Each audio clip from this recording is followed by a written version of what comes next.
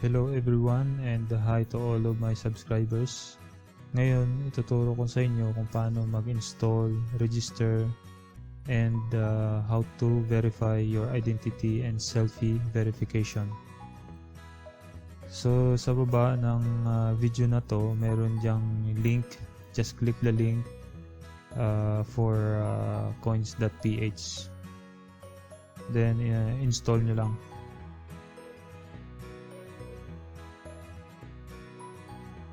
Once the installation finish, just click open Coins.ph. Just quick review lang sa Coins.ph. Yung Coins.ph is a mobile e-wallet. So we can send and receive funds, buy and sell crypto. Okay. To sign up, just click sign up, or if you want sign up with Facebook. So yung sa akin, meron na akong Coins.ph. Just try lang natin yung sign up. Pakita ko lang sa inyo. So yung country, choose your country and also your mobile number. Put your mobile number and your password. Sa password nyo, dapat at least 8 characters and contain a number. Once it will finish, just create my wallet.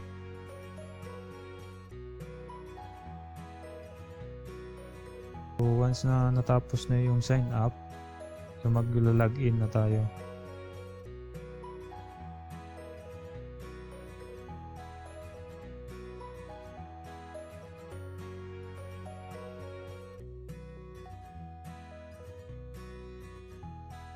Magsisend sila ng email verification sa email ad nyo.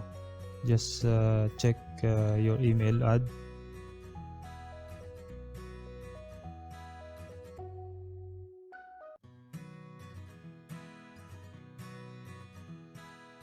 Magsisend sila ng 6-digit verification.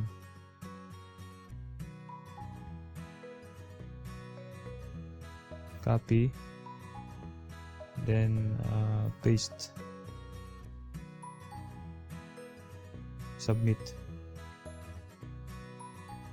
So yung pin nyo, dapat alam nyo yung pin nyo, hindi nyo makalimutan yun, yung pin nyo, pin number. Ito yung dashboard ng Coins.ph ko. Ito yung Peso wallet, BTC wallet, Ethereum wallet, and Bitcoin Cash wallet, Ripple wallet. To verify your identity and selfie verification, just click at the top left of your screen yung three lines horizontal.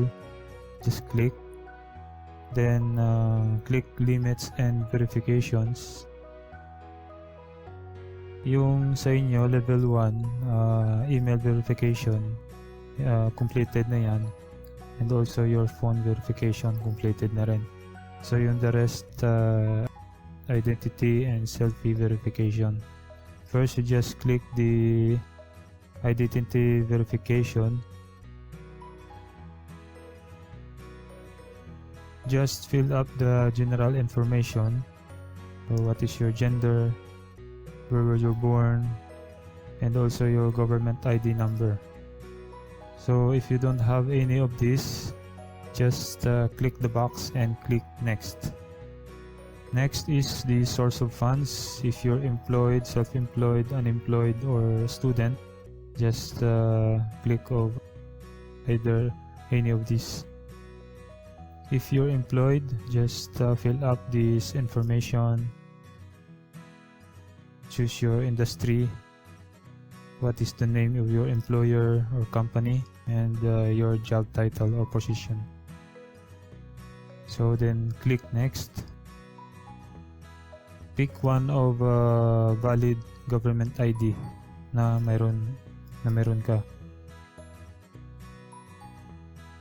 Ito yung list ng ID, government ID, na pwede sa identity verification.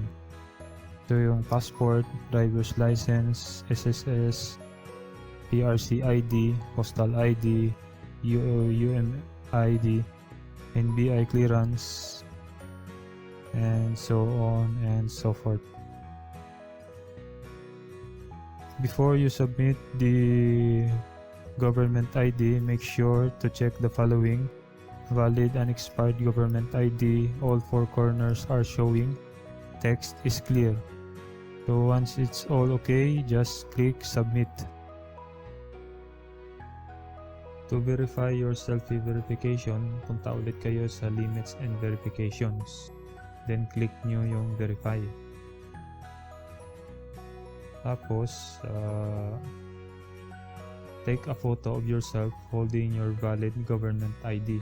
Yung na-choose nyo na ID. TIN ID, SSS, passport, or UMID. Okay. Yung sa left side, yun yung correct way of holding your ID. So, take my selfie. Click your take my selfie. After of 24 hours of ID and selfie verification nyo, punta ulit kayo sa limits and verification. Just check if it's already completed yung identity and selfie. So once it completed, it will be automatically you will receive 50 pesos sa Peso wallet nyo. So that's it.